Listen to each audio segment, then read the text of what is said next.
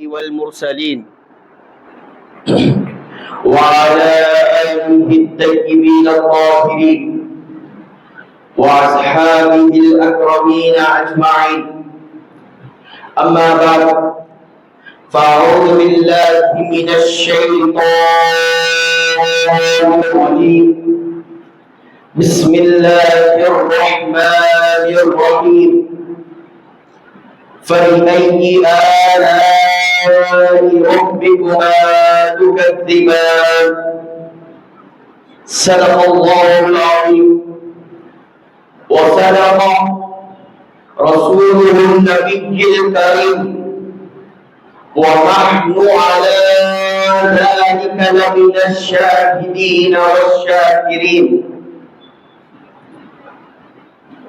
الحمدللہ، کرم ہے اس پاک پروردگار کا جس نے ہمیں مسلمان بنایا، اور کرم ہے ہم پر اس پاک پروردگار کا جس نے ہمیں آخر الزمان محمد مصطفیٰ صلی اللہ علیہ وسلم کا امتی بنا کر دنیا میں بھیجا.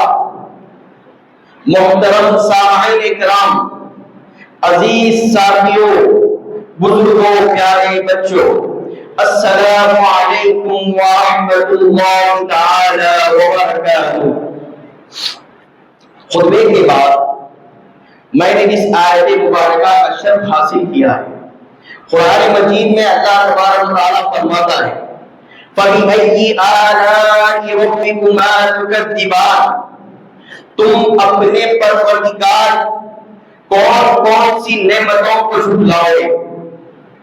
میرے دوستو، اللہ تبارک و تعالیٰ کی بے پناہ نعمتیں ہمیں عطا کی گئی ہے. آج ہم جمعہ کی نماز کے لیے اس مسجد میں بیٹھے ہوئے ہیں، وہی اللہ تبارک و تعالیٰ کی نعمت ہے. سب سے بڑی نعمت اللہ تبارک و تعالیٰ کی ہمیں جو دی گئی ہے کہ ہمیں انسان بنایا.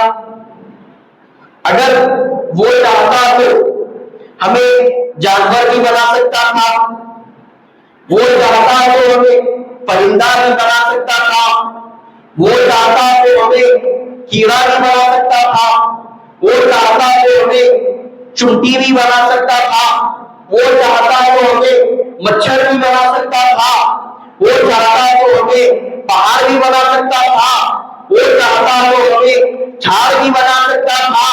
الغرض اللہ تبارک و تعالیٰ نے دنیا میں اتنے نعمتیں عطا کی گئی ہے، اللہ کی اتنی نعمتیں عطا کی گئی ہے.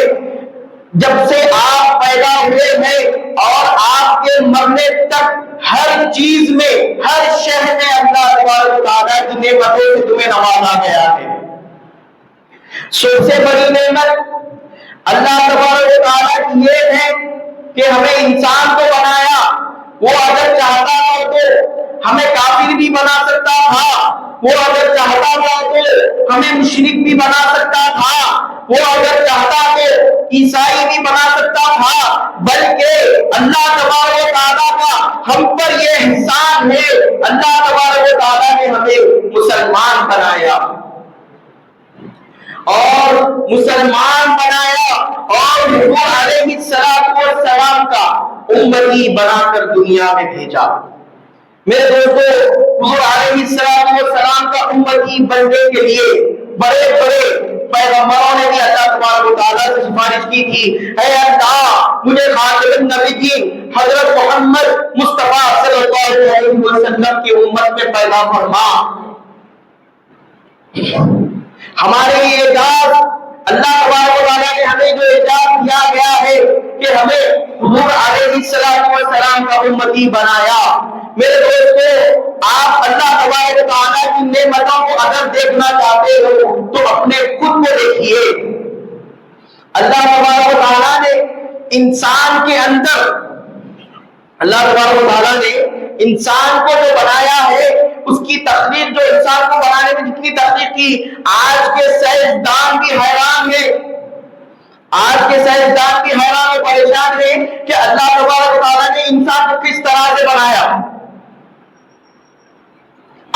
جسم، آپ کی ہڈی، ہر چیز اللہ تبارک و تعالیٰ نے آپ کو نعمت سے نوازا ہے۔ اللہ تبارک و تعالیٰ کی نعمت ہے جو آپ آنکھ سے دیکھ رہے ہیں، اللہ تبارک و تعالیٰ کی وہ نعمت ہے جو آپ کان سے سن رہے ہیں، اللہ تبارک و تعالیٰ کی وہ نعمت ہے جو منہ سے بول رہے ہیں، اللہ تبارک و تعالیٰ کی وہ نعمت ہے جو ہاتھ سے پکڑ رہے ہیں، اللہ تبارک و تعالیٰ کی وہ نعمت ہے جو آپ پاؤں سے چل رہے ہیں۔ میرے دوستو، اللہ تبارک و تعالیٰ کی اتنی نعمتیں تم کو عطا کی گئی ہے، اگر وہ چاہتا تو تمہیں نابینا بھی بنا سکتا تھا، اگر وہ چاہتا تو تمہیں بہرا بھی بنا سکتا تھا، اگر وہ چاہتا تو تمہیں گونگا بھی بنا سکتا تھا، اگر وہ چاہتا تو تمہیں تمہارے ہاتھ نہیں دے سکتا تھا، اگر وہ چاہتا تو تمہیں تمہارے پیر نہیں بنا سکتا تھا، اگر وہ چاہتا تو تمہیں تمہارے جسم کی کسی اعضاء میں ایک چیز کو ہٹا دیتا تھا، مگر اللہ تبارک و تعالیٰ کی ہم پر وہ نعمت ہے جو اللہ تبارک و تعالیٰ نے ہمیں ہر چیز سے نوازا ہے، ہر چیز سے اللہ تبارک و تعالیٰ نے نوازا ہے۔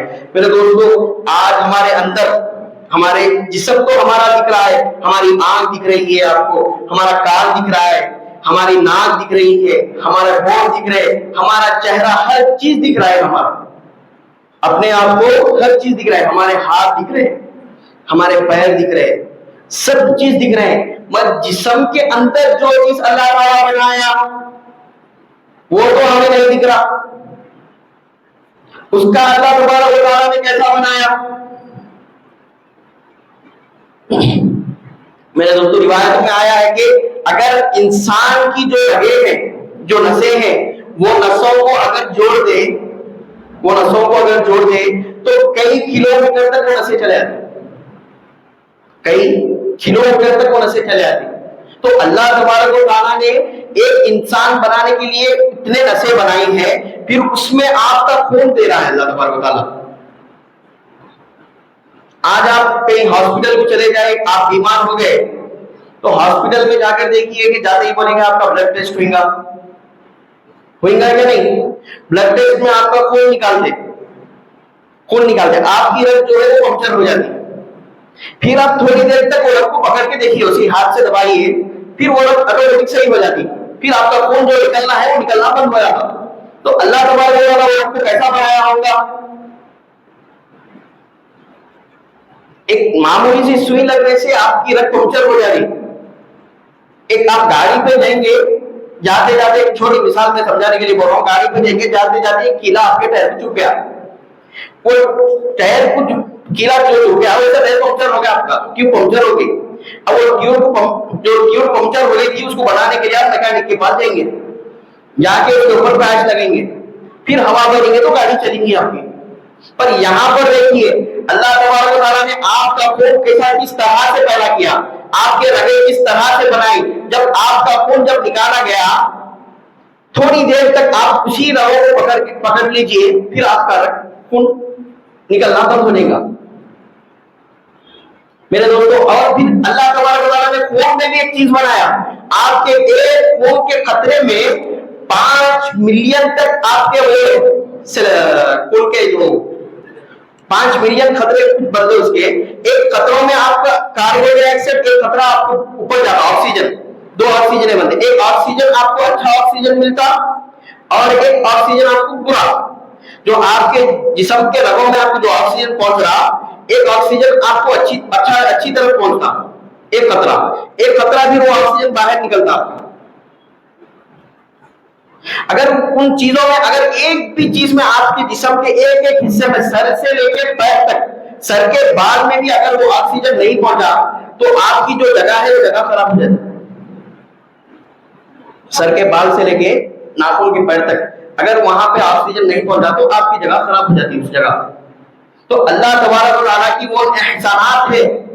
پھر اللہ تبارک و تعالیٰ قرآن مجید میں کہہ رہا ہے، اے لوگو، میں نے تم کو اتنے ہر چیز سے نوازا ہے، تم بس اس کا احسان جتاؤ۔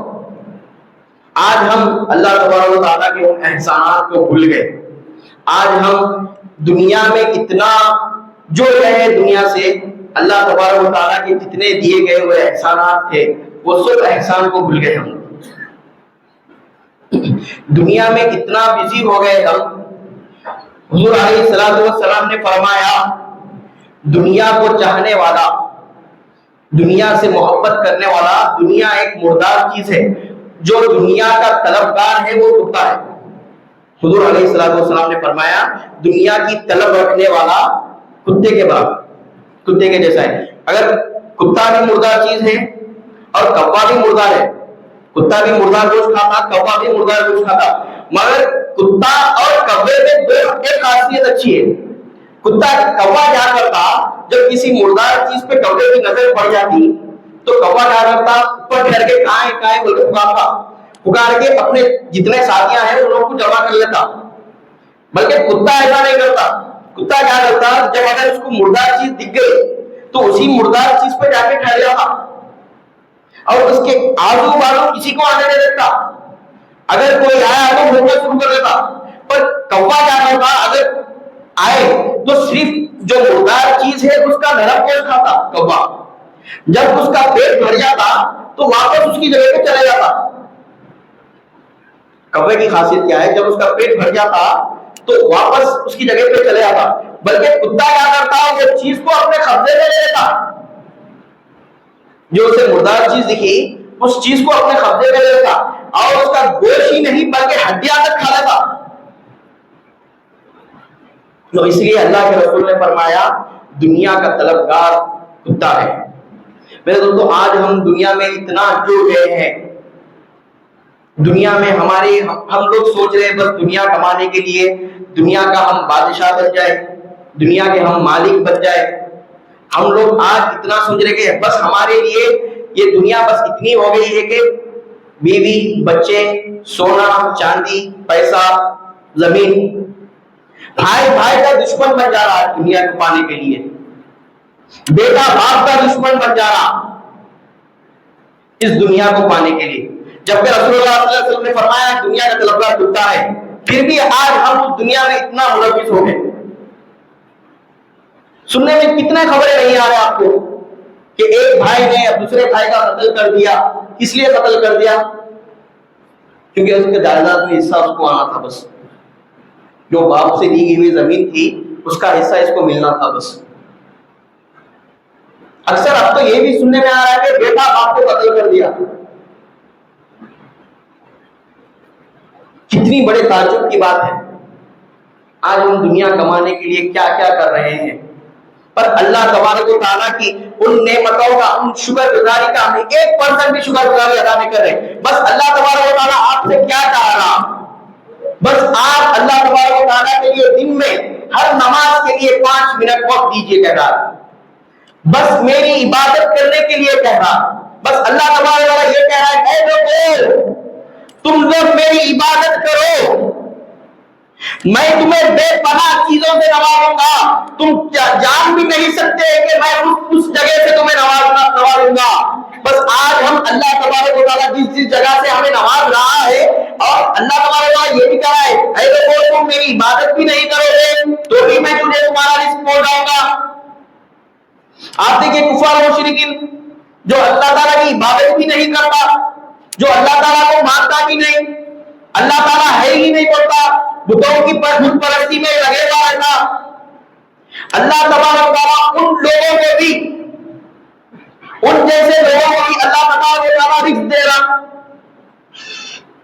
سمندر کی ویل مچھلی, اس کا ایک دن کا کھانا, ایک ٹائم کا کھانا کئی کنٹلوں کا رہتا, اس مچھلی تک بھی اللہ تبارک و تعالیٰ رزق پہنچا رہا. دنیا کی ہر شے چونٹی سے چونٹی لے کر مچھر تک اللہ تبارک و تعالیٰ رزق پہنچا رہا. ہر پرندے کو اللہ تبارک و تعالیٰ رزق پہنچا رہا, ہر جانور کو اللہ تبارک و تعالیٰ رزق پہنچا رہا. یہاں تک کہ جانور کو جانور آپ اللہ تبارک و تعالیٰ جھاڑ کو بھی آکسیجن پہنچا رہا. جھاڑوں کا کھانا تو آکسیجن ہی چھے, ہوا کو بھی اللہ تعالیٰ اپنا رزق پہنچا رہا, ہر چیز پہنچا رہا اللہ تبارک و تعالیٰ. پر آج ہم اتنے بے فکر ہیں, اتنے ہم دنیا سے جڑ گئے ہیں, آج اللہ تبارک و تعالیٰ کی عبادت کرنا ہمیں نہیں پتا. آج ہم اللہ تبارک و تعالیٰ کی عبادت نہیں کرتے، بس اپنی زندگی میں، بس اپنے ہر چیز میں دنیا کو کمانے کے لیے دن رات محنت کرتے.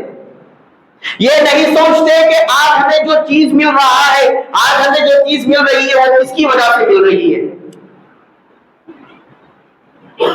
آج ہمیں جو چیز عطا کر رہے ہیں وہ کس کی وجہ سے، کس لیے عطا ہو رہی ہے، ہم کبھی یہ نہیں سوچتے. بس ہم دنیا میں جڑے ہوئے ہیں، بس ہمارے اندر ایک ایسا ایک چیز آ گیا، 24 گھنٹے ہم لوگ موبائل میں جڑے ہوئے ہیں. ہمارے پاس 5 منٹ وقت نہیں ہے جو جا کر مسجد میں نماز ادا کرے. اگر ہم مسجد میں نماز ادا کرنے بھی آ جائیں تو ہم یہ سوچتے ہیں امام صاحب لمبا سورہ پڑھا دے رہے کیا، امام صاحب لمبا سورہ پڑھا دیے تو پھر ابھی مشکل ہو جائیں گی، ہمارا ٹائم ہے، وہاں پہ آفس میں میٹنگ ہے، وہ ہے، یہ ہے، بول کے پھر وہ بھی سوچتے ہیں. پھر کئی حالات تو ایسے ہی رہتے امام صاحب کو جا کر کہتے امام صاحب ذرا نماز تھوڑی طویل کر دیجیے، زیادہ بڑی ہو جائے، تھوڑا چھوٹے چھوٹے پڑھائیے.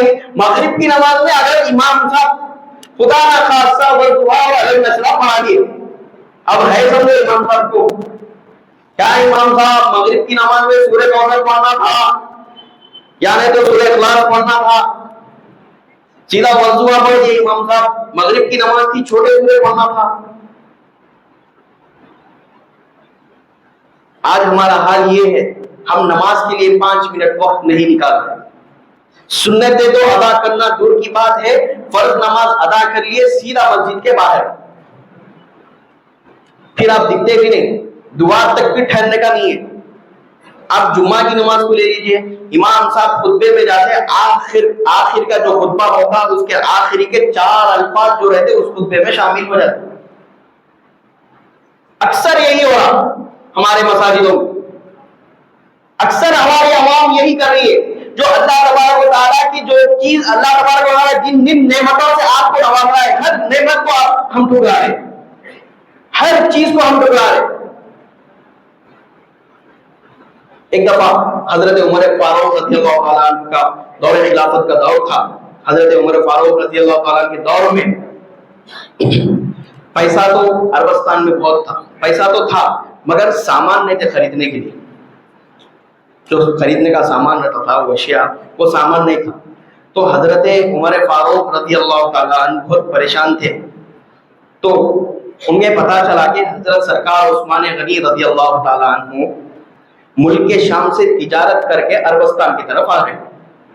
اور حضرت عثمان غنی رضی اللہ تعالیٰ عنہ کا تجارت کا یہ معاملہ تھا، آپ کی روایتوں میں آیا کہ آپ کی ایک اونٹ عربستان میں ہے تو آخری اونٹ آپ کی ملک شام میں رہتی، اتنی بڑی تجارت کرے تھے. یہ دیکھ کر، یہ سن کر جو عرب کے بڑے بڑے تاجردار جو تھے، جو مالدار جو تھے، وہ فوراً حضرت عثمان غنی رضی اللہ تعالیٰ عنہ کے پاس دوڑتے دوڑتے بھاگے اور کہا کہ اے عثمان، ہمیں یہ مال دے دو، ہم تم کو 4 گنا زیادہ دیں گے، ہم تم کو 6 گنا زیادہ دیں گے. تو عثمان غنی رضی اللہ تعالیٰ عنہ بولے کہ آج ہم یہی وقت ہے کہ میں زیادہ منافع سے مال بیچ سکتا ہوں، کیونکہ عربستان میں مال کچھ بھی نہیں ہے، کھانے کی چیزیں کچھ بھی نہیں ہے، اشیاء کچھ بھی نہیں ہے. اب یہی وقت ہے جو میں زیادہ مال سے، زیادہ پیسوں سے مال بیچ سکتا ہوں. تو عثمان غنی کیا کرے، وہ تجارت جو لوگ لینے کے لیے آئے تھے ان لوگ کو واپس بھگا دیا، نہیں دوں گا، جاؤ، میں وقت آئے گا جب منافع زیادہ آئے گا، جس سے میرے کو منافع زیادہ ہوگا اس سے میں مال بیچوں گا اس کو. تو حضرت عثمان غنی کی یہ بات سن کر جو لوگ تجارت کرنے والے، جو حضرت عثمان غنی پر جو خریدنے آئے تھے، وہ لوگ پھر سرکار سیدنا عمر فاروق رضی اللہ عنہ کے پاس گئے، جا کر کہا اے امیر المومنین، عثمان نے تو ہمیں سامان دینے سے منع کیا ہے. عثمان کہہ رہے ہیں کہ جاؤ، جب مجھے منافع آئے گا، اس سے زیادہ منافع آئے گا، آپ کو 4 گنا زیادہ دے رہے، اس سے زیادہ منافع آئے گا جب میں اس کو مال دوں گا. تو حضرت عمر فاروق رضی اللہ تعالیٰ عنہ سرکار عثمان غنی رضی اللہ تعالیٰ عنہ کے دربار میں گئے، جا کر کہنے لگے اے عثمان، یہ مال بیت المال کو دیجیے، جتنا آپ کا سامان ہے وہ مال بیت المال کو دے دیجیے اور وہاں سے لوگوں کو سامان تقسیم کیا جائے گا. تو سرکار حضرت عثمان غنی رضی اللہ تعالیٰ عنہ کہنے لگے اے امیر المومنین، آج مجھے 6 گنا زیادہ منافع مل رہا ہے، 6 گنا، میرے مال کا 6 گنا منافع زیادہ مل رہا ہے، میں کیوں آپ کو بیت المال کو مال دوں؟ تو سرکار عمر فاروق رضی اللہ عنہ کہنے لگے اے عثمان تیرے دل میں دنیا کی طلب آ گئی ہے. یہ کہہ کر حضرت عثمان غنی حضرت سرکار عمر فاروق رضی اللہ عنہ واپس لوٹ گئے. اور جب حضرت سرکار عمر فاروق رضی اللہ عنہ اپنے گھر پہنچے تو کسی آدمی کی آواز آئی اے لوگو اپنا بوریا لے کر عثمان کے گھر آ جاؤ, وہاں پر جو سامان ہے مفت دیا جا رہا ہے, سارا سامان مفت دیا جا رہا ہے.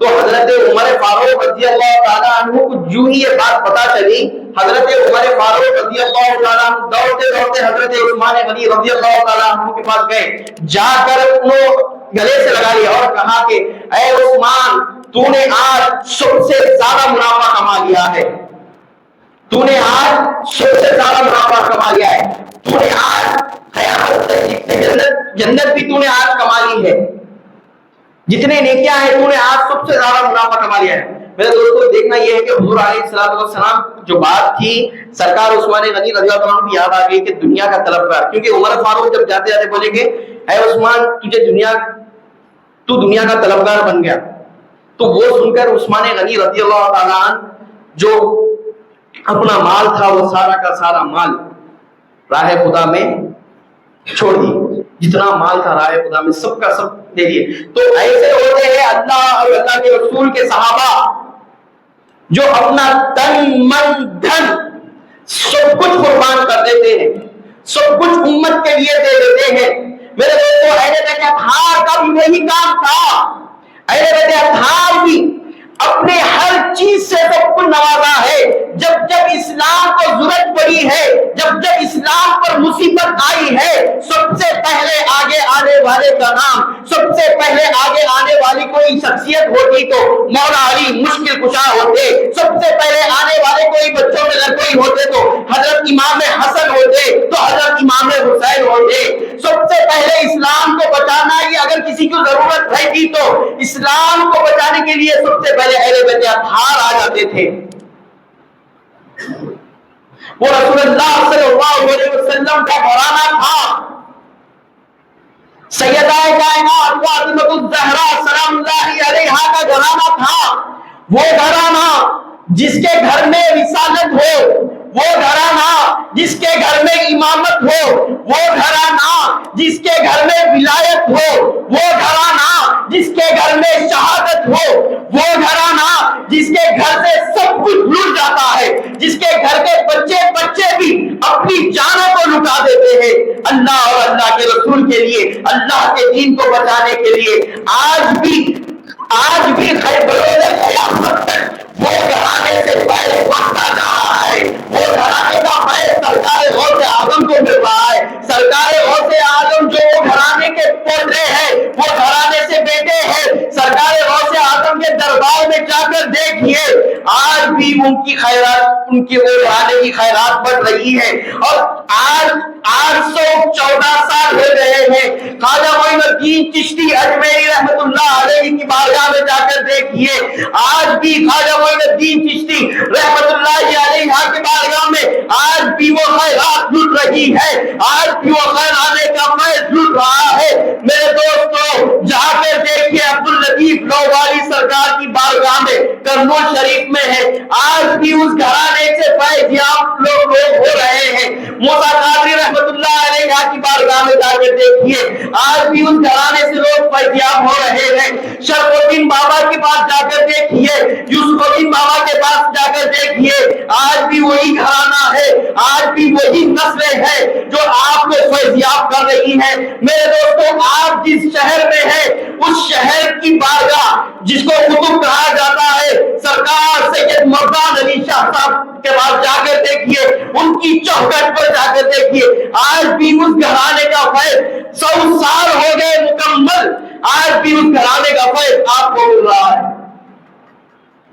میرے دوستو یہ ہوتے ہیں اللہ والے, یہ ہوتے ہیں سید زادے جو آج بھی ہر چیز آپ کو لٹا رہے ہیں, آج بھی اپنا ہر شے, اپنی ہر چیز اللہ تبارک و تعالیٰ کے لیے لٹا دیے ہیں.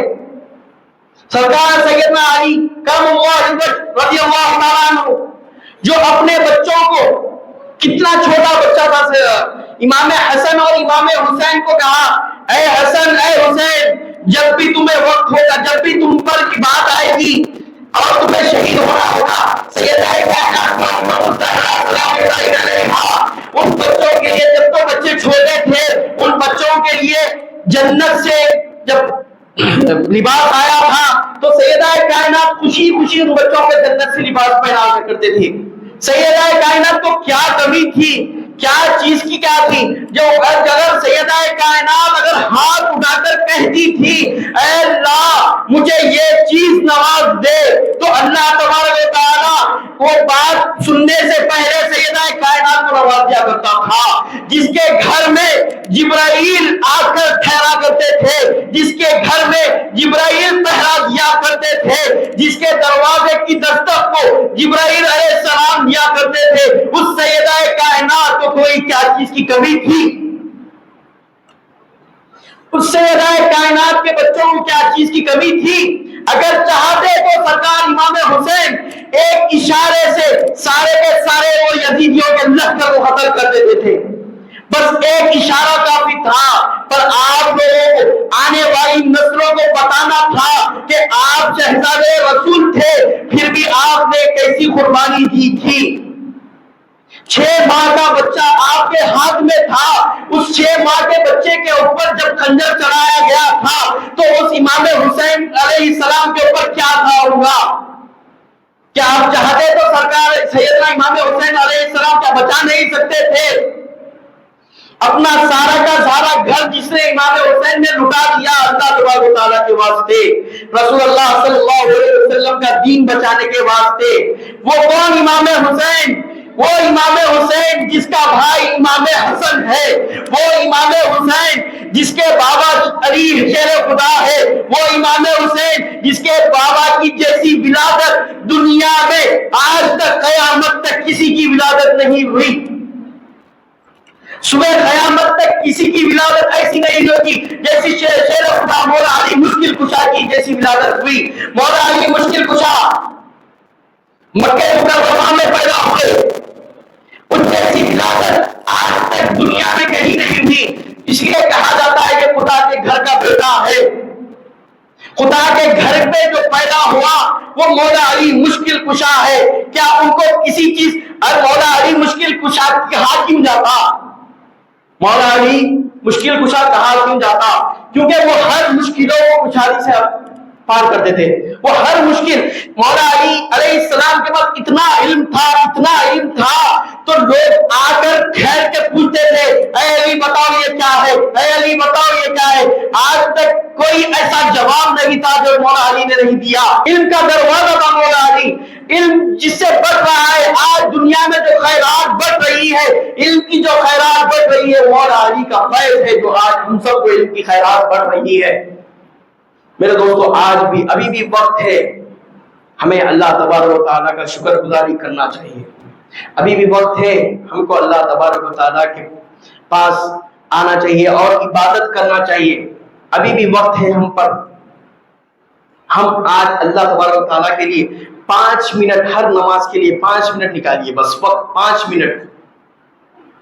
اللہ تبارک و تعالیٰ تم سے کوئی چیز نہیں پوچھ رہا, نہ آپ کا پیسہ پوچھ رہا, نہ آپ کی جائیداد پوچھ رہا, نہ کوئی چیز نہیں پوچھ رہا. بس اپنا وقت دیجیے اللہ تبارک و تعالیٰ کی. بس اللہ تبارک و تعالیٰ کو عبادت, اللہ آپ جو عبادت کرتے ہیں وہ عبادت آپ کی روز قیامت آپ کو کام آ جائے گی. محشر کے دن کام آنے والی چیز ہی نماز ہے. محشر کے دن کام آنے والی چیز جو آپ جس سے محبت کرتے ہیں, آپ جس سے جو چیز سے جو دل سے ڈو لگاتے ہیں, وہ چیز کو اللہ تبارک و تعالیٰ کی بارگاہ میں عطا کیجیے. رسول اللہ صلی اللہ علیہ وسلم جتنا اپنے شہزادوں سے دل لگایا کرتے تھے, وہ شہزادے جب رسول اللہ صلی اللہ علیہ وسلم نماز پڑھا کرتے تھے, جب رسول اللہ صلی اللہ علیہ وسلم سجدے میں جاتے تھے, امام حسن اور امام حسین آ کر اپنی رسول اللہ صلی اللہ علیہ وسلم کی پوچھ پر بیٹھ جاتے تھے, ان کی پیٹھ پر بیٹھ جاتے, تو سجدے طویل کیا ہو جاتے, سجدے طویل ہو جاتے تھے, سجدے لمبے ہو جاتے تھے. ان شہزادوں سے اتنی محبت تھی, کہتے تھے کہ حسن من حسین منی وانا من الحسین, حسین مجھ سے ہے اور میں حسین سے ہوں. اتنی محبت کرتے تھے. اتنی محبت کرتے تھے امام حسین علیہ السلام سے، پھر کربلا میں امام حسین علیہ السلام شہید بھی ہوئے۔ رسول اللہ صلی اللہ علیہ وسلم کو پتا تھا امام حسین علیہ السلام اپنے نانا کا دین بچانے کے لیے شہید ہونے والے تھے۔ میرے دوستوں، آج بھی وقت ہے ہمیں اللہ تبارک و تعالیٰ کی بارگاہ میں آ کر نماز ادا کرنا چاہیے، روزے رکھنا چاہیے، اور ہمیں نیک کام کرنا چاہیے۔ آخری میں اللہ تعالیٰ سے دعا ہے